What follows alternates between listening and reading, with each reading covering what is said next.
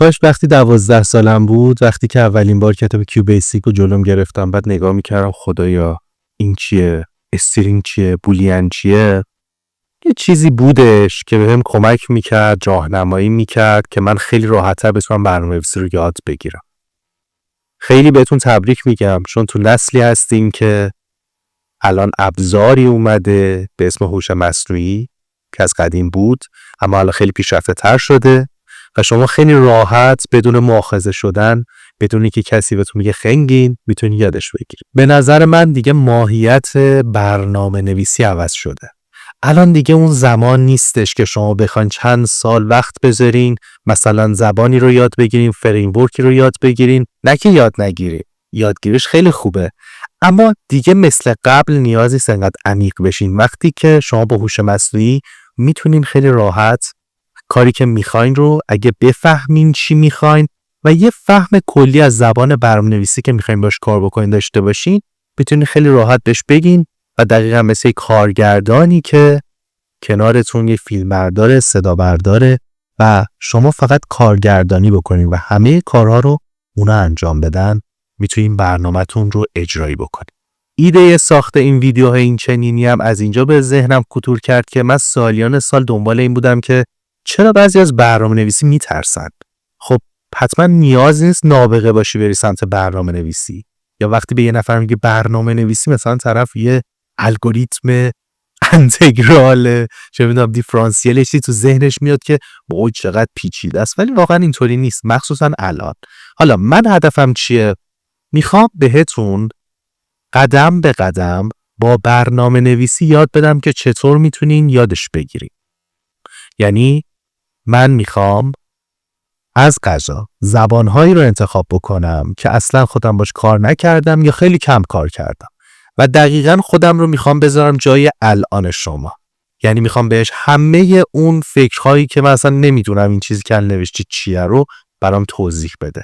بهش میگم که خودت برام انتخاب بکن که یه زبان رو بهم پیشنهاد بده و تو 30 روز بیا بهم این زبان رو یاد بده. در کنار اینکه این زبان رو بهم یاد میدی، برای من پروژه‌ام تعریف کن که من بتونم این رو بفرستم، اجرا بکنم و وقتی که اولین برنامه‌م رو حس کردم خودم نوشتم لذت ببرم. پس من روی صحبتم با کیاس، با اون آدمایی که همیشه ترس داشتن که برنامه نویسی چقدر مخوفه و ترسناکه و میخوام به اونا یاد بدم که اصلا ترس نداره و شما میتونین الان برنامه بنویسین، اجراش بکنین و آروم آروم تو اون برنامه‌ها این رو متوجه بشین. یه قشر دیگه هم هستن که اصلا که برنامه‌نویسی کار کردن ولی به صورت حرفه‌ای نه، یعنی اون زبانی که میخوایم کار بکنیم رو به صورت حرفه‌ای کار نکردن. میتونن تو این یه خورده مطالعه و آگاهیشون بیشتر بشه با این آموزشی که دارم بهتون میدم و در آینده اگر دلشون خواست میتونن خیلی عمیق‌تر اون زبان رو دنبالش بکنن. پس بریم سراغ هوش مصنوعی ها که ببینیم چه پیشنهادی میدن واسه اولین زبانی که میخوایم شروع بکنیم یادش بگیریم و یه برنامه کوچولو موچولو توش بنویسیم تا روز 30 بتونیم برنامه خیلی کاملتری رو توش اجرا بکنیم.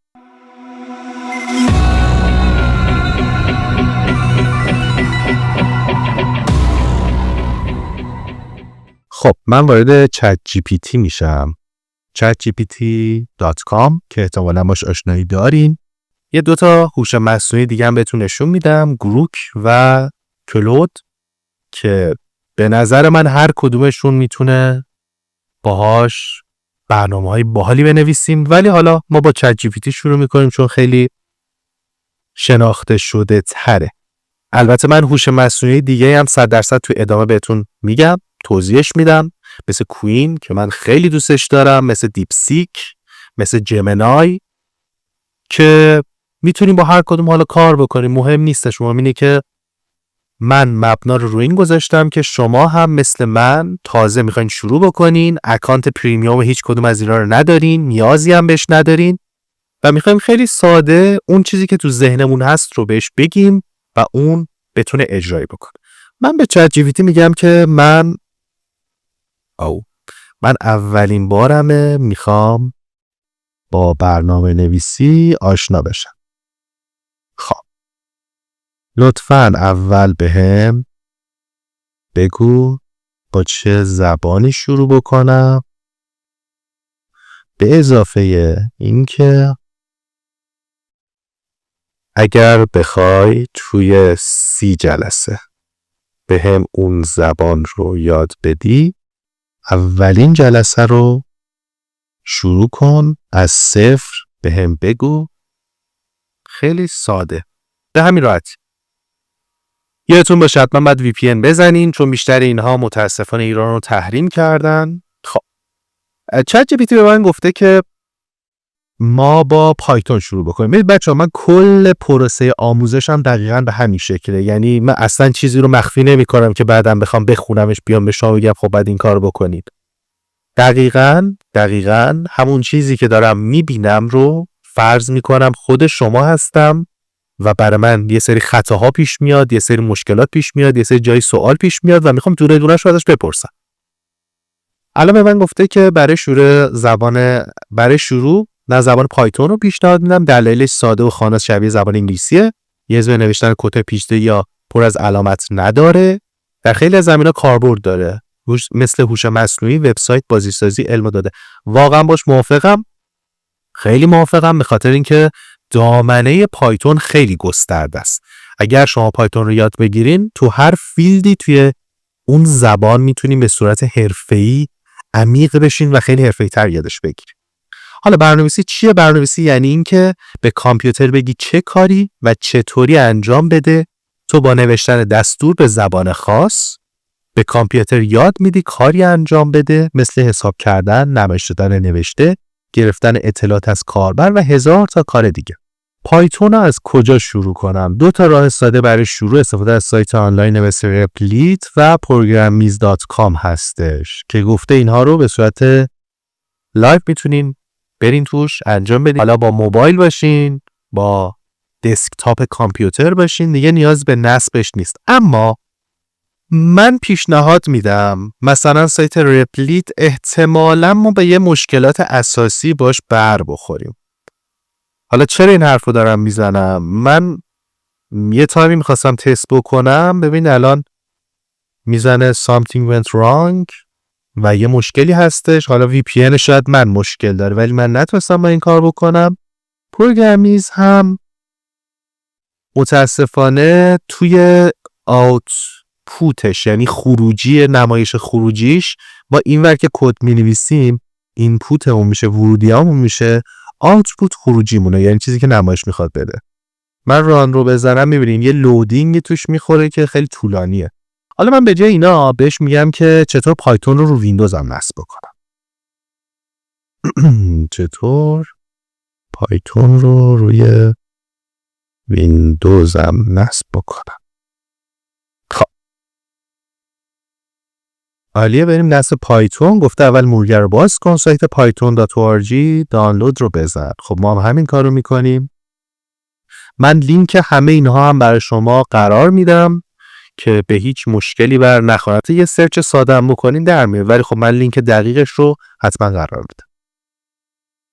زده که مرور رو باز کن، برو سایت پایتون، دکمه زردی میبینی که نوشته دانلود پایتون 3 این ورژن های مختلفش. رو اون کلیک کن. مرحله 2. خب ما اول بریم اینجا رو دکمه زرد کلیک میکنیم. چه دقیق هم دکمه ها هم چه جالب واقعا، باریکلا. خب مثل این که دانلود شد. خب حالا قدم بعدی چه؟ فایل دانلود شده زیپ رو باز کن، روش دابل کلیک کن. حالا یه پنجره میاد که خیلی مهمه. قبل از زدن اینستا حتما این کارو بکن. تیک گزینه پایین اد python 3 to pad رو حتما بزن. باشه ما باز میکنیم. بچه اگه من بینیم گرفته یکم صدای تو دماغی دارم، نمیدونم الان کرونا گرفتم، نمیدونم یه بیماری گرفتم، حالا آنفولانزا یا کرونا هرچی هست، عذرخواهی میکنم ازتون اگر یکم آزاردهنده شده براتون. گفته که این تیک رو بزن، یعنی گفته حتما این تیک رو بزن. بعد گفته که این گزینه باعث میشه بعداً بتون راحت‌تر از پایتون استفاده کنی. بعد روی اینستال کلیک بکن. باشه ما کلیک میکنیم روی اینستال و منتظر میشیم پایتونمون نصب بشه.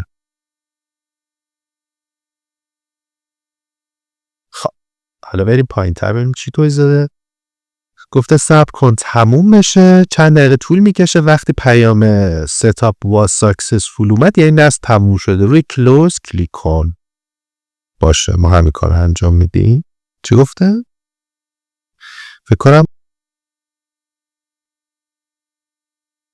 VPN من خیلی داغونه چون همش داره هی خطای شبکه‌ای میده. تا زمانی که حالا این نصبش تموم بشه من یه بار دیگه ازش ریجنریت بگیرم ببینم چی گفته انجام بدیم. که ببینیم چیا میخواد.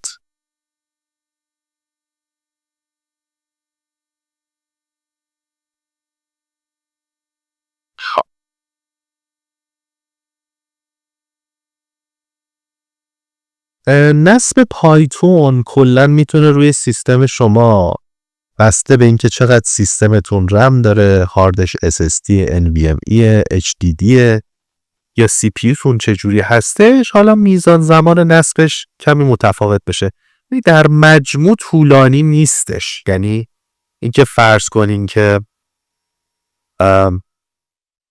change your machine configuration to allow programming to Python bypassing from limitation نیستش. خب حالا گفته وقتی نصب شد من کلوز رو زدم میرم توی CMD اگه شما ویندوز 10 یا 11 دارین کافیه توی سرچتون بزنین DMD که باز میشه کامند پرامپتتون و اینجا گفته که بزن پایتون 2 داش ورژن. خب اینجا به من جواب میده پایتون 3.13.3 نصبه. ببین من الان هیچی دست به هیچی نزدم، کد نویسی نداریم اینجا کلا واسه کسایی مثل من شیرازی کلا امو ولمون کن، آمو البته آمو رها کن.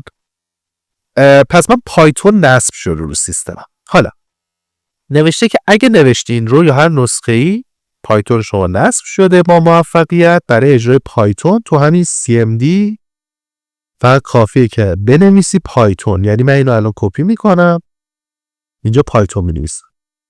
حالا برای من یه گزینه اینجا اومد 3 خط اومد.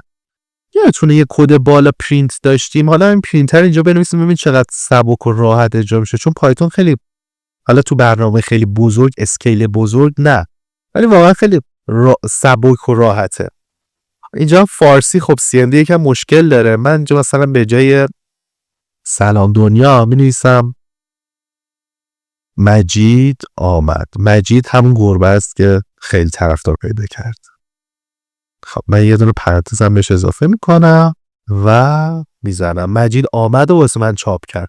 یعنی من پرینت رو زدم این اومد.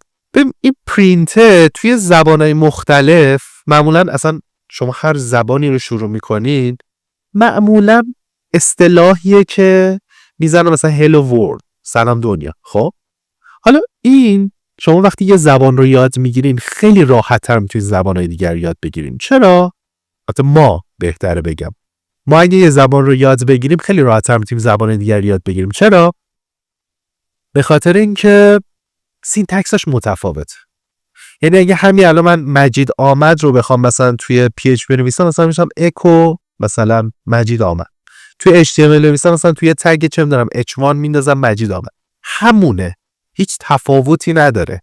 فقط اون واژه فرق میکنه. مثلا اگه من میخوام تو C++ بنویسم می‌نویسم مثلا C out، حالا 2 از اینا میذارم و می‌نویسم مجید آمد. همین. این سینتکسه یعنی این ورودی که من میخوام بهش بدم. این پایین نوشته که با استفاده از IDE بعد از نصب پایتون برنامه به اسم ایدل پایتون GUI توی منو استارت اضافه شده. اون رو باز کن یه محیط ساده باز میشه برای نوشتن کد. بنویسم پایتون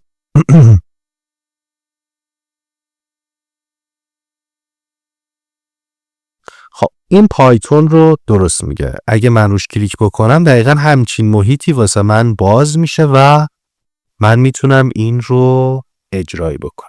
حالا این محیط واسه پایتون حالا در حد یه دونه مثلا نوشتن پرینت باحاله، ولی من اگه مثلا بخوام برنامه طولانی تر بنویسم خیلی اذیت کننده است. توی محیط CMD مثلا من اینو بنویسم مثلا چه میدونم پرینت حالا هر چی مثلا hello world و اینو مثلا ببندم، بعد مثلا میخوام اوکی من الان یه نوشتم، حالا میخوام یه خط بهش اضافه کنم، حالا من ازش یه سوال میپرسم چطور میتونم به جای تک خط چند خط داخل CMD پایتون بنویسم. خب گفته که اینو میزنی اونجا که نوشته فلان، بعد از هر خط که بدن داره اینتر بزنی. چی شد؟ خب بذار ببینیم چه جوری میشه. یعنی گفته اگه اینجا بزنم من یه اینتر بزنم. خب آخه مثلا من الان همین خط رو کپی بکنم اینجا پیستش بکنم یه اینتر بزنم که خب داره خروجی رو نشون میده.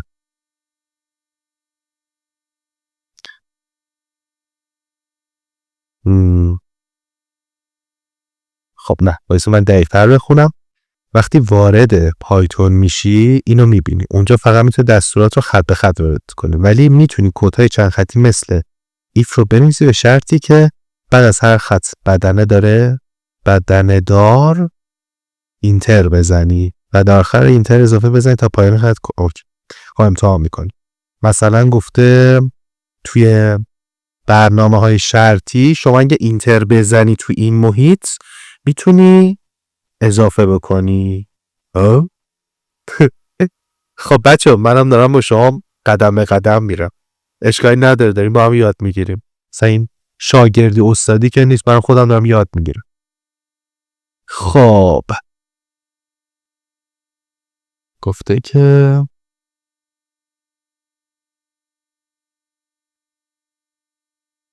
خب منم داداش همین رو زدم دیگه، اینتر زدم. آها خیلی اینتر رو باید محکم بزنی، آروم نباید بزنی. حالا مثلا می نویسی پرینت مثلا 1 پرینت سلام.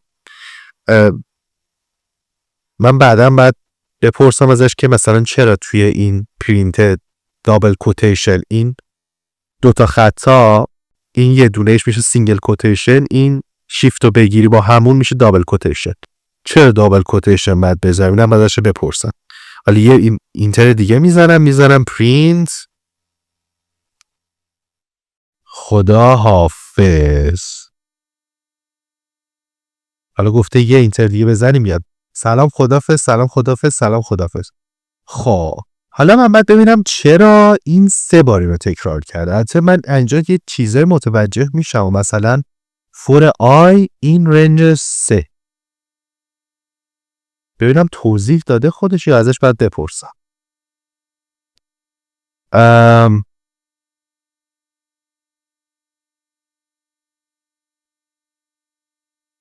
برام اینو توضیح میدی لطفاً؟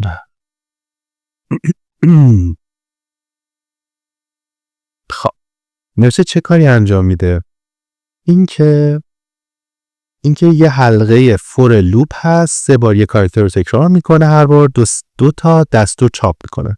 کلمه سلام 2 عددی که در اون محله از حلقه هست. تغییر خط به خط. فور آی این مثلا رنج 3 این یه حلقه فور هست، یعنی قراره کار رو چند بار انجام بده. پس من اگه بخوام یه کاری رو به صورت تکرار، یعنی یه کاری رو حالا یا تکراری انجام بدم یا یه کاری رو توی یه رنج بازه زیاد انجام بدم، احتمالا باید از حلقه استفاده کنم.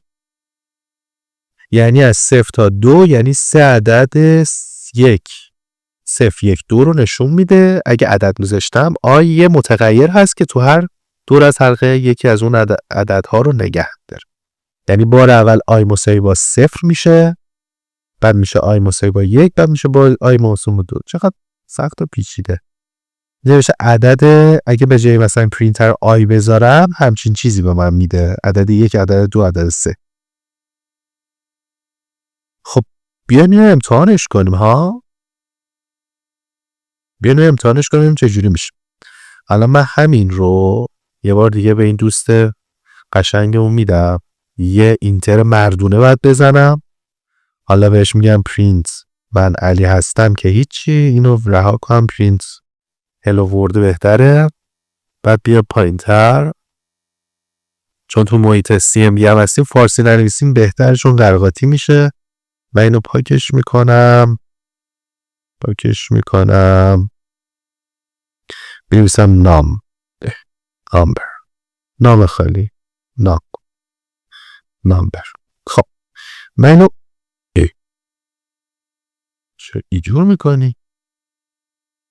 خب من اینو میرم آخر خط، یه اینتر میزنم، یه اینتر دیگه میزنم. خب حالا شد نامبر 0، نامبر 1، نامبر 2. خب اوکی. حالا بریم واسه این که ببینیم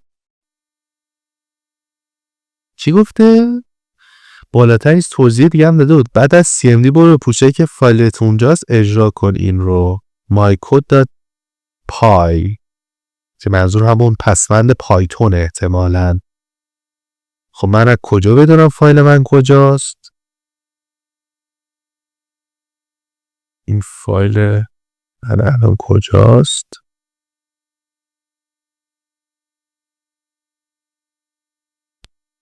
خب گفته حالت اول خودت یه فایل رو ساختی، مثلا با نوتپد یا VS Code.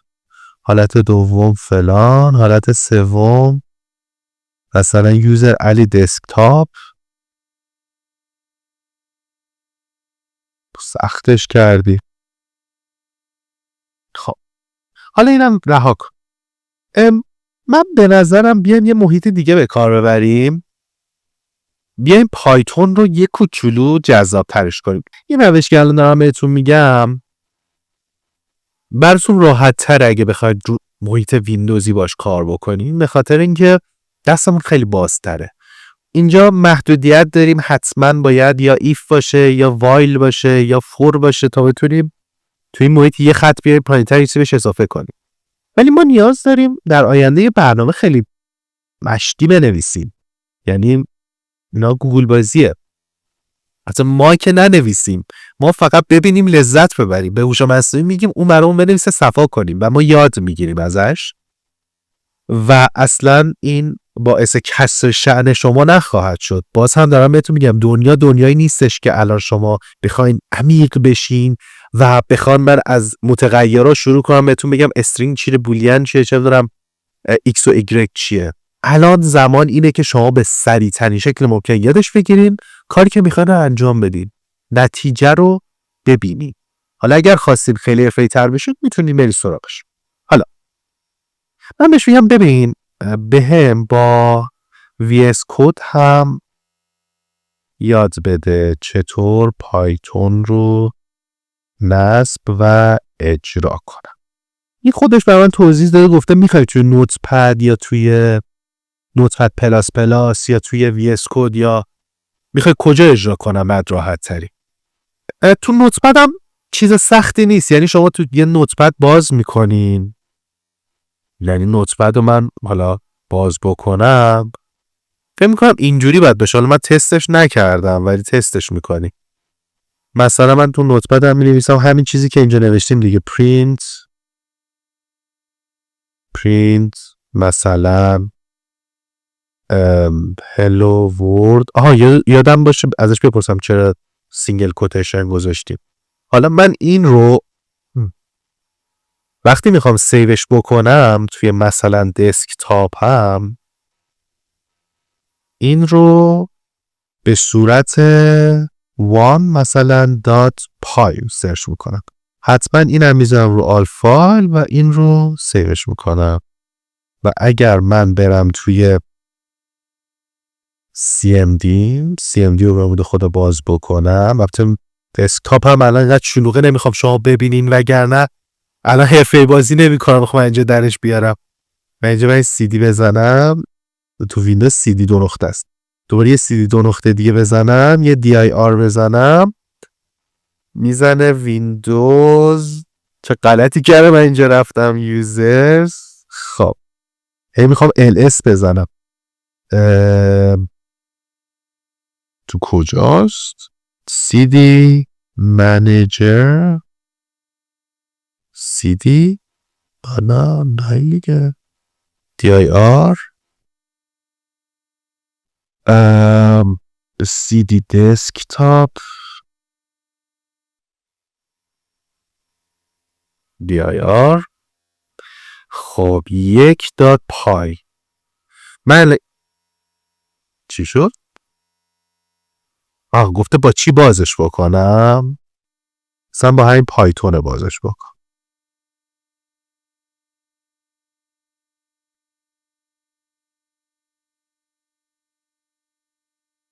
اشتباه نوشتم؟ نخندیم به من. ببین الان من CD 1.py باز کردم هلو ورد نمایش داد. یعنی شما میتونید برنامه‌تون رو بنویسین، چون الان شما پایتون روی سیستمتون نصبه میتونید اجراش بکنید، فقط پسوندش باید .py باشه. می‌خواستم بهتون بگم اشتباه کردم، خنده‌دار نیست، یه اشتباهات کسی که اولین بار داره کار میکنه، هیچ ایرادی هم نداره. خب حالا بریم ببینیم این ویژوال استودیو چجوری. ویژوال استودیو؟ آره دیگه، ویژوال استودیو کد دیگه. حالا قدیم ویژوال استودیو قدیمی بود روی ویژوال بیسیک و سی شارپ و اینا. الان ویژوال استودیو کد شده وی اس کد. بریم نصبش بکنیم ببینیم چه جوریه.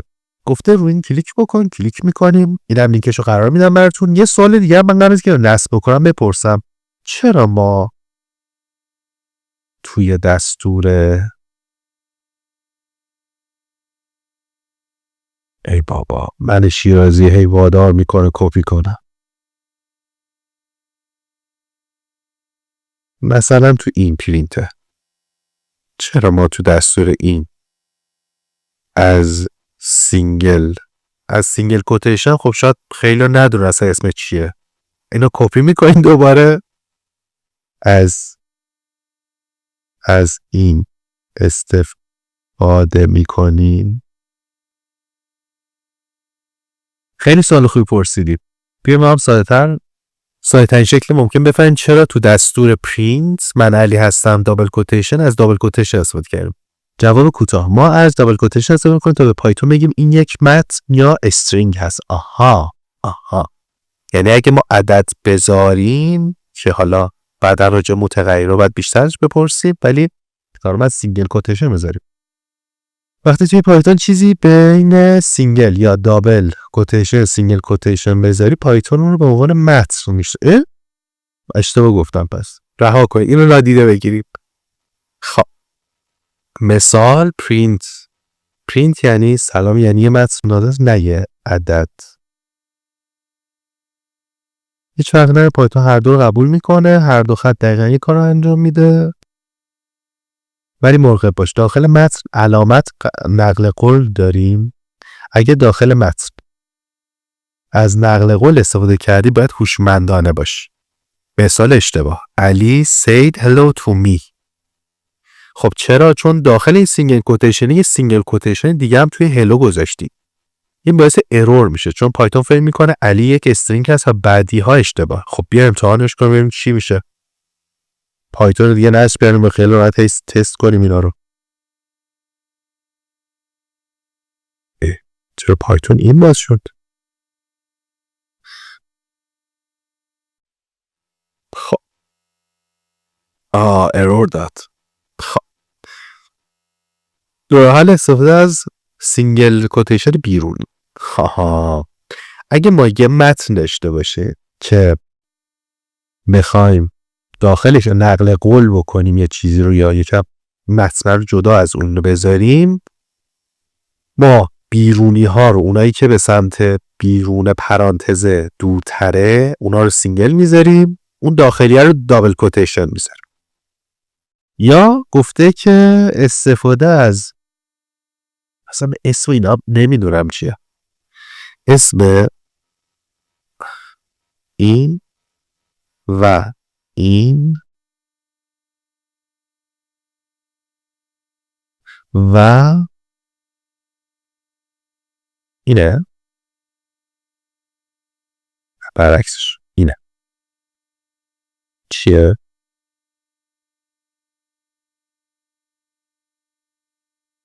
این نوشته دابل کوتیت یا کوتیشن، سینگل کوتیشن و بک اسلش.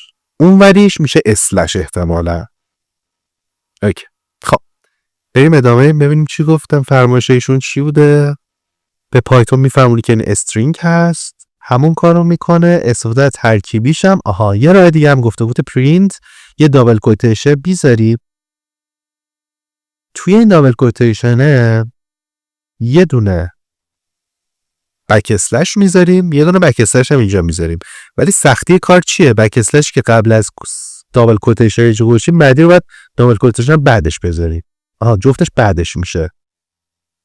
من به نظرم این تکیه راحت‌تره. یعنی یه سینگل میذاریم یه دابل، چه کاریه. خب به جلسه آموزش پایتون یک شیرازی خوش اومدیم. اینجا ما آموزش مفرحی داریم. بریم ببینیم این ویژوال استودیو چی شد. من بهتون ویژوال استودیو نصفشم میگم و بعدش به امید خدا توی جلسه بعدی میریم سراغ اینه که باشه برنامه بنویسیم. بریم ببینیم چجوریه. گفته اول نصبش بکن، بعد اجراش بکن. در هنگام نصب حتما تیک اینو بزن. بله ما دانلودش میکنیم. خب دانلودش میکنیم، دانلود میشه. خدا خیر بده فیبرنوری رو. البته ما فیبرنوری خیلی زیاد نیست، ولی یه فیبرنوری معمولیه، ولی بازم بهتر از واقعا اینترنت های فاجعه است. این دانلود بشه، بعد ما نصبش کنیم با هم ببینیم چه جوریه. خب ببینیم چی گفته. گفته که اگه پایتون رو قبلا طبق راهنمای قبل نصب کردی برو مرحله 3. یعنی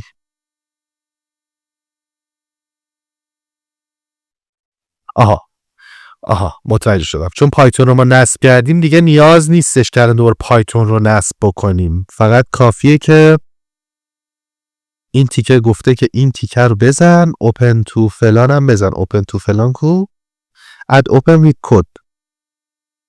اد اوپن وید کد این که 2 تا داره. میذاریم دیگه 100 بذاریم صفحه کنیم بریم. خب ما این اینستالش میکنیم. میریم سراغ VS کد. نوشته VS کد رو باز کن. از نوار کناری سمت چپ یا آیکون اکستنشن 4 مربع کلیک کن و بالای صفحه توی کادر جستجو بنویس پایتون. اولین گزینه طرف مایکروسافت رو پیدا کن و اینستال کلیک کن. بعد از دست میگه افزونه VS کد خودش پایتون رو شناسایی میکنه. درست دست شده باشه. باش امتحان میکنیم. دست بشه.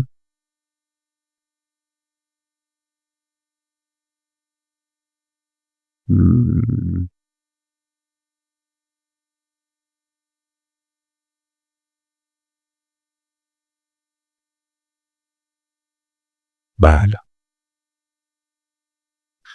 چرا دوست دارم این کوپایلت رو نصب بکنم. مال گیته ولی متاسفانه گرونه.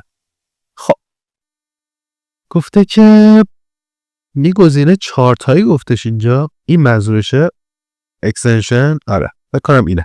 خب گفته که اینجا سرچ کن پایتون. شیطون بلا خودش آورد. خب ما نصبش میکنیم. نصبش که کردیم بعدش چیکار کنیم استاد؟ گفته اکستنشن رو خودش میشناسه پایتون رو.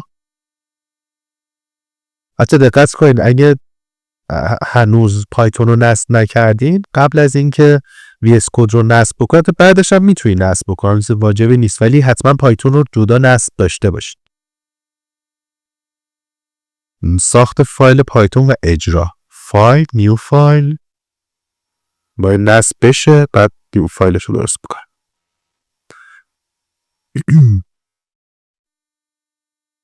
خدا کاش یه تخت بود. من اینجا دراز میکشتم لپتاپ میشم رو پام اینجا خیلی راحت تر بود. خیلی حس جذاب تری میشد. راحت تر کار میکردم. خب بریم فایل نیو فایل. اینجا باید سرچ کنیم چی گفته سرچ کنیم؟ پایتون. آره همین بعد کلیک کنیم پایتون فایل. خب حالا اینجا گفته فایل جدید رو ذخیره کن با اسم mycode.py. باش چجوری باید ذخیرش کنیم؟ احتمالا باید رو همینجا بیایم فایل رو کلیک کنیم سیو و بذاریم سیو از میزنیم. می کجا باید ذخیره کنم؟ میگم اینجا ذخیره کن mycode.py. حتی احتمالا من .py هم نذارم چون پسفندش دیفالت پایتونه .py برام میساز. خب ساخت. حالا بریم گزینه بعدی فایل یه پرینت بزن صفا کن. یه پرینت میزنیم صفا میکنه. حالا فکر کنم این اجراش بکنه. آره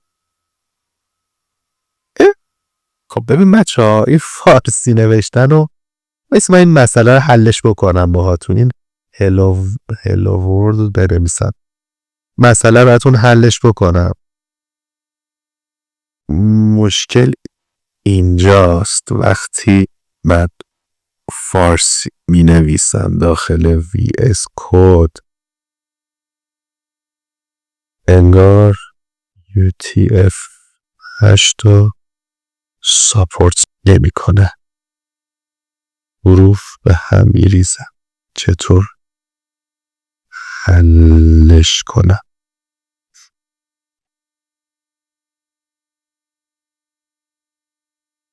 خب گفته که ثبت راست نکنم. معمولا یه چیزی نوشته به اسم UTF-LTF. خب بچه میون کنه اینجا یه چیزایی نوشته UTF-8 UTF-8.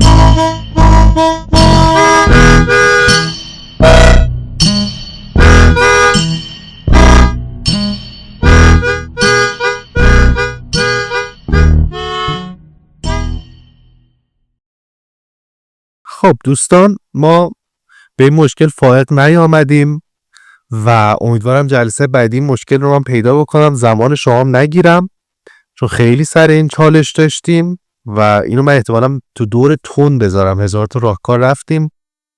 من حالا روش رو پیدا میکنم.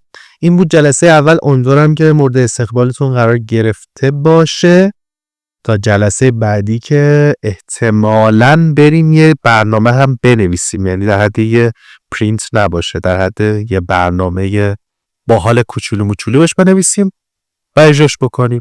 واقعا به همین راحتی بود. فقط کافیه که نترسیم. تا جلسه بعدی.